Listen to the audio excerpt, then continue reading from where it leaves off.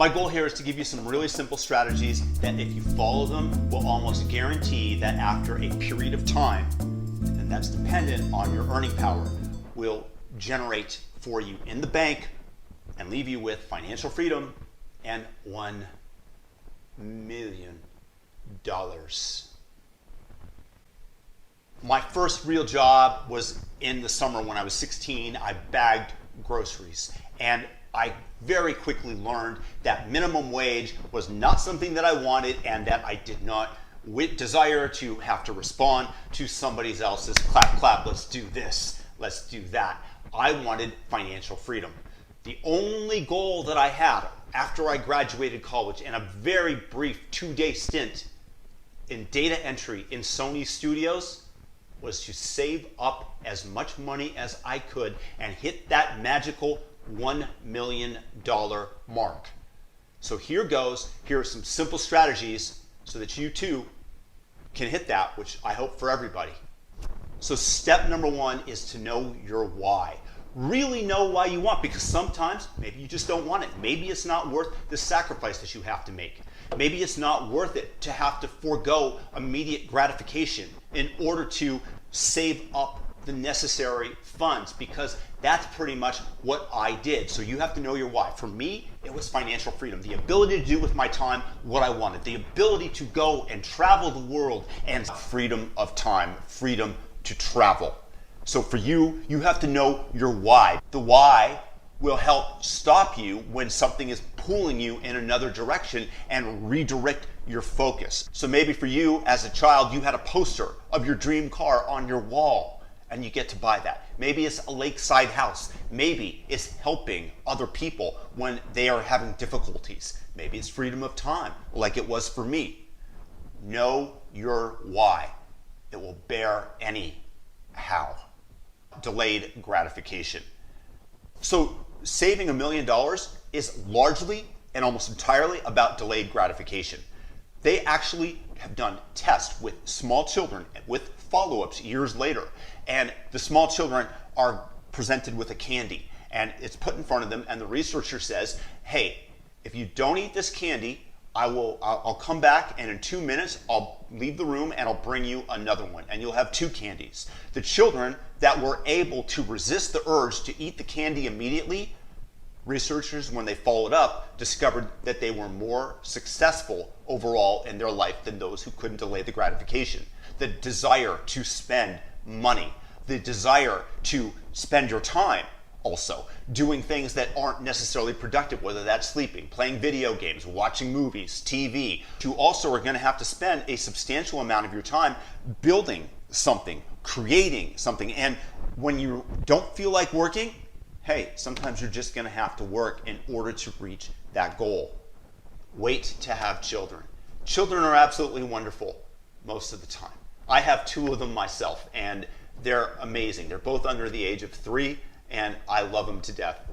Don't regret having them. However, I'm very, very glad I waited. If you go out and have that goal of $1 million and then you have children, it's like a little bird jumping out of the nest to try to learn how to fly for the first time, only to discover that he has an 800-pound weight attached to his little foot.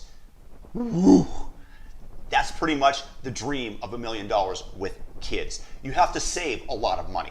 Children are very costly. It takes time to make $1 million. You have to work a lot, invest a lot of your time into something else.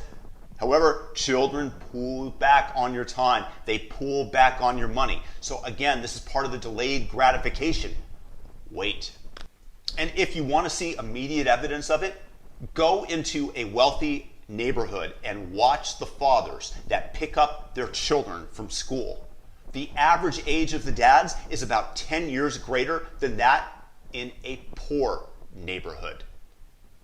Save all the money you make. Again, it's difficult to have a nice, healthy bank balance without saving your money. That's really the definition of savings. Also, if you're getting a paycheck and you save the money that you earn versus spending that $5 on coffee, that's the equivalent of earning, say, $7 because the taxes have already been taken out. A few tips on how to save: buy used. Let's say you want to furnish your residence. You go out, you buy that expensive sofa at the furniture store, brand new, $4,000. Wrong. The better way to do it, go on Craigslist, get the same sofa for $500 or less. Yes, it won't look as shiny the first month that you have it in your house, but you're quickly going to forget about that. But that $3,500 that you saved is going to continue to build for you. You want to buy a brand new car? Big mistake. The moment you drive it off the lot, it loses 20% of the value. Today's cars are built to last. You can purchase a car that's a few years old and get a lifetime of utility out of it. Don't waste money on little things that add up, like popcorn at the movies. That fattening tub of goo is just a detrimental to your bank account. That $5 to $8, whatever it costs, save that money. Similarly, coffee, Starbucks. You can make coffee in your kitchen for almost the price of water. Also, don't go out to dinner. Cook at home. You save a lot of money. Those meals with tips and taxes, pretty darn expensive. If you insist on going out to dinner, let the competition of the marketplace drive the choice of where you decide to eat. You can get Groupons or some similar type of savings where you can save 20 to 60% on your meal. That adds up.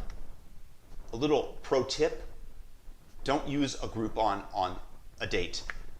I once had a girl who let me know that she was very interested in having a second date with me. I left a message for her, inviting her out to the local diner, saying that we could split a Groupon. Somehow that date never materialized. On the plus side, the amount of money I saved by being really bad at dating helped me reach my goal much more quickly. Another story of me going overboard that I don't recommend is somebody ran into the front end of my car and the insurance company, it was entirely the other driver's fault. The insurance company gave me $1,500 to replace it. I put that money in the bank. My car still drove fine. So a month later, I got this date with this incredibly attractive girl. I go over to pick her up in my old Toyota Corolla with a massive dent on one side. My strategy, of course, was to prevent her from seeing that side of my automobile. Needless to say, that strategy did not work out. Once again, I'm making fun of myself here, but going overboard with saving in such ways did not exactly convey the immediate message to the opposite sex that I was a successful gentleman. But in fairness, it did enable me to save money from having to upgrade my mattress. Yeah, the government is going to do everything they can to take a substantial amount of your earnings. You're not going to be able to avoid federal taxes, but you can, itemize and deduct business expenses if you set up a corporation. But one thing that you can definitely avoid are state taxes. So all the state jurisdictions have different tax levels, and you can move between states in order to lessen your tax burden. So there are states like California that are supremely good at taxation. Every year they train for the taxation Olympics and they win golds every single year in both personal income tax, 13% at the highest level, way higher than anybody else, and also on sales tax. All that money that you could put into your pocket, let's say you make $100,000 a year, you're paying 10% of that to the state. Instead of paying $10,000 in tax to the state of California, if you move to Nevada, you'd be putting that in your pocket year after year after year. That's going to rapidly speed the process of saving that money, especially when you take into account compounding year after year, which I'm going to get into later. But far better to put that money into your pocket than allow the state to spend it what is naturally wastefully. Now, I understand that there are people that have jobs that necessitate them being in a certain geographical location, and those jobs pay them a lot, or they really derive a great deal of pleasure from being by the beach or in the mountains or something of that nature. But if you're okay with it and you can do the same job from elsewhere or make a comparable amount of money from elsewhere, far better to do that, because again, we're talking about sacrifice. We're talking about meeting a goal, and I'm trying to give you ways that you can go about meeting it. Caveat, don't go overboard. I'm going to pause for a second here and step back from all the ways that I just told you to save money, because you have to live life and you have to enjoy life as well. In terms of my own personal financial development, I went so far overboard. My friends stopped inviting me out. I refused to buy beer for myself or anybody else. I thought it was a complete waste. I went 10 years without touching a drop of alcohol because I thought it was so wasteful. That's how determined I was in order to get to my goal. So pretty much from the age of 25 to 35, zero alcohol. Another story of me going overboard that I don't recommend is somebody ran into the front end of my car and the insurance company, it was entirely the other driver's fault. The insurance company gave me $1,500 to replace it. I put that money in the bank. My car still drove fine. So a month later, I got this date with this incredibly attractive girl. I go over to pick her up in my old Toyota Corolla with a massive dent on one side. My strategy, of course, was to prevent her from seeing that side of my automobile. Needless to say, that strategy did not work out. You still have to earn. No matter what, you still have to get paid for something, and you have to get paid well. The more you earn, the more you put aside, the faster the magic of compounding can take place. That means that you have to be able to invest in yourself, and that includes courses, classes, time. Maybe you went to college and you learned to computer programming or how to be an engineer so that you could come out and you could make a good living. Maybe you're really personable, so you become a salesman for a company that with certain gadgets. Maybe you have a combination of some of this in the entrepreneurial spirit and you want to work for yourself only, so you become a real estate agent.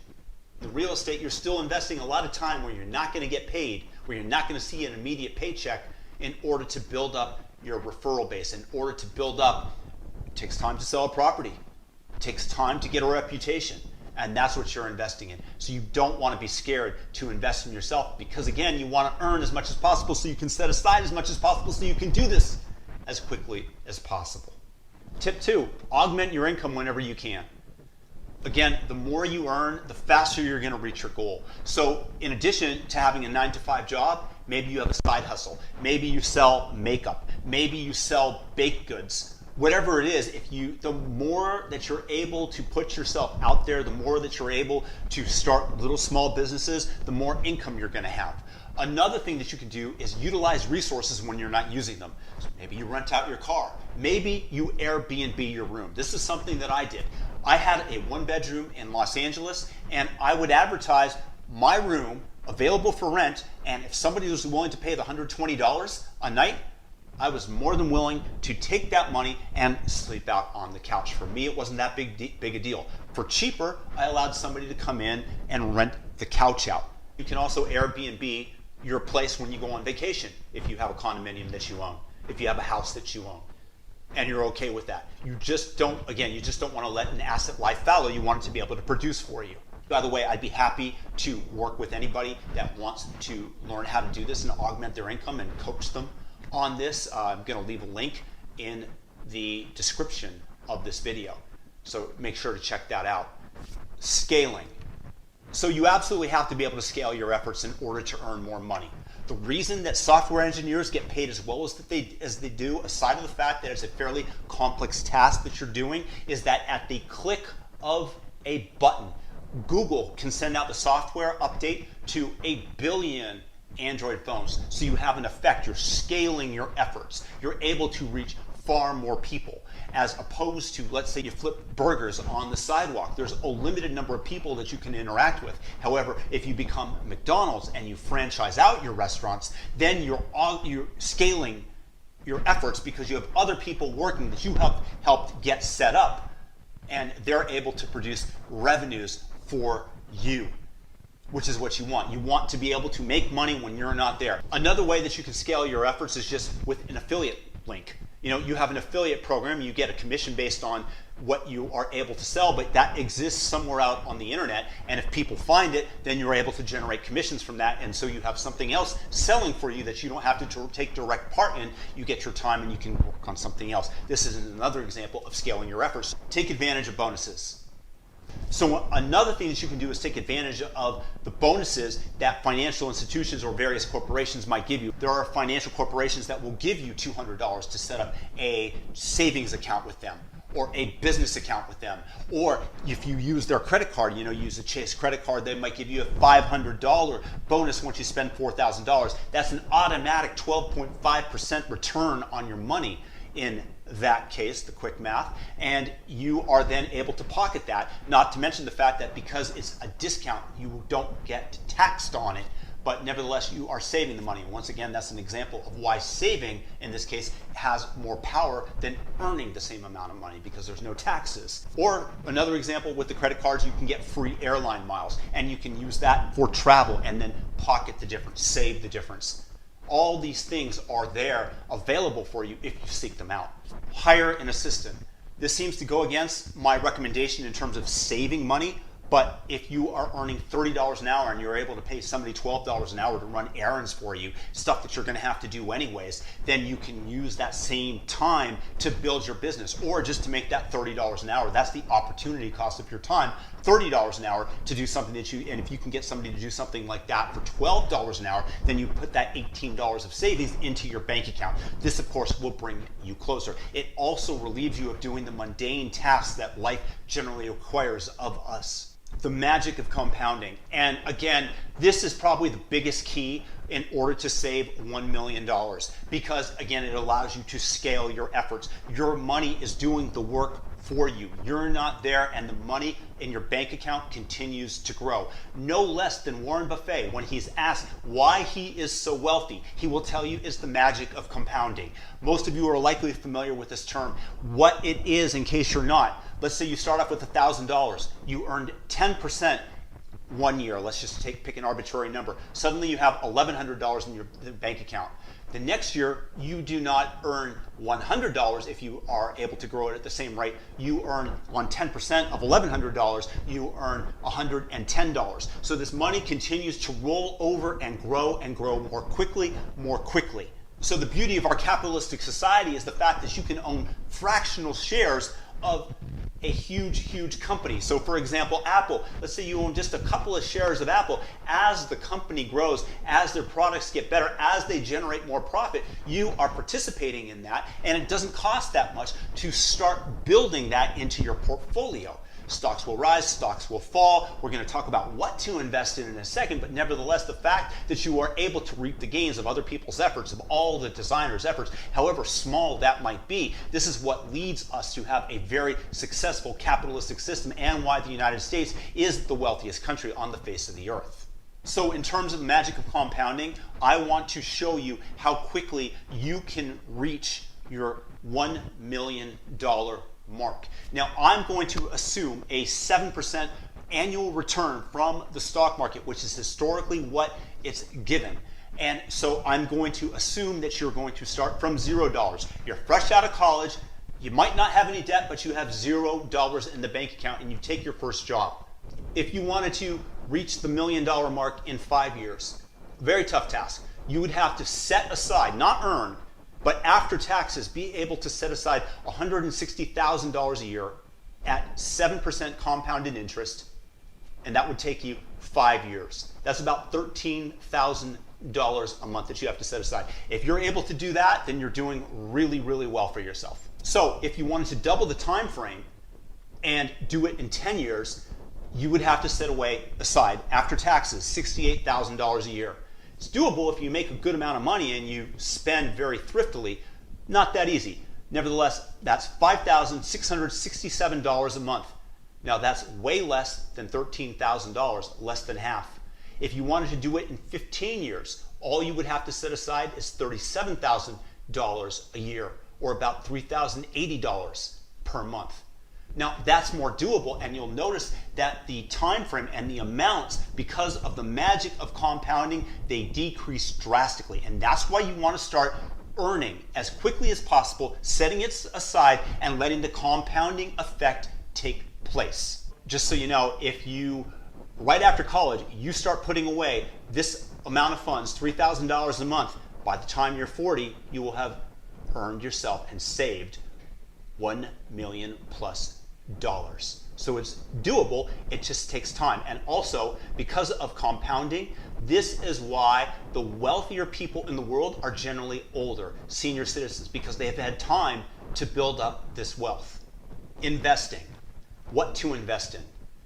So I'm just going to tell you straight out that I recommend the S&P 500 is what Warren Buffett recommends. You are therefore able to participate in America's growth. As America grows, so does your portfolio. As new productivity gains are put into society, you are benefiting from this, because overall, in terms of real wealth, the only thing that matters is our productivity gains. The fact that we can shoot this video on an iPhone and then share it throughout the world via YouTube is an example of something that people 30 years ago would have only dreamed of. And this has been able to produce massive benefit from society in terms of the informational technology, in terms of other technologies, but this is what real growth is. You're going to hear from everybody that they have a hot stock tip, and that if you give somebody your money, that they're going to make you X amount of money. There are very few people that are able to do that, and they are basically digging into your pocket and taking some of that compounded possibilities. And it doesn't sound like much, but if somebody takes 1% a year,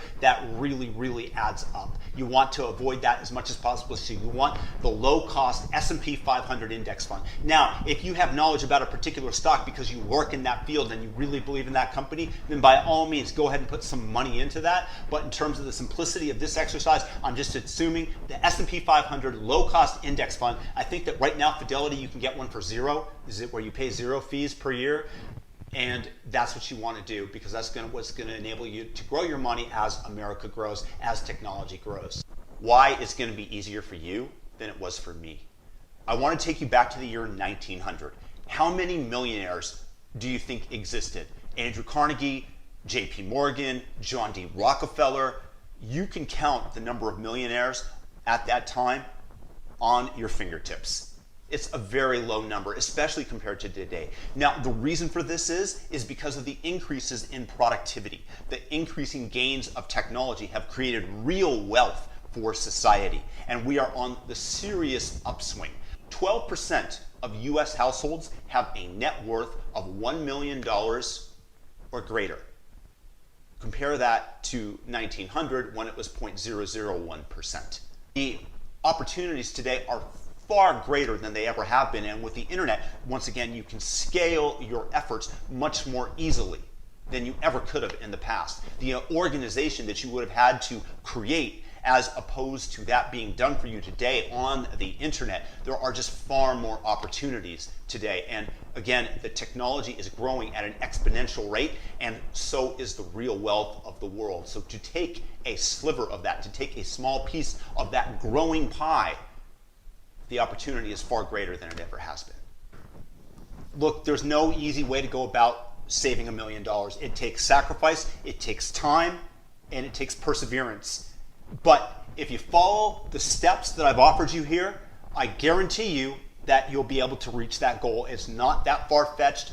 If you start after college, you should be able to do it by the time you're 40. And then you have financial freedom and the ability to have children, the ability to do with what you want, because you can live off of the interest and the profits from the money working for you. And if you want to work on something else, then by all means continue to do so. $1 million is not enough to last an entire lifetime, but it is a nice round figure that you can get to. And I wish you tremendous luck in doing this. If you think this is going to benefit anybody, by all means share it with them. And if you ever meet me in person, I promise you, today, I'll buy you a beer. Peace and blessings, and share this video and feel free to subscribe. Peace.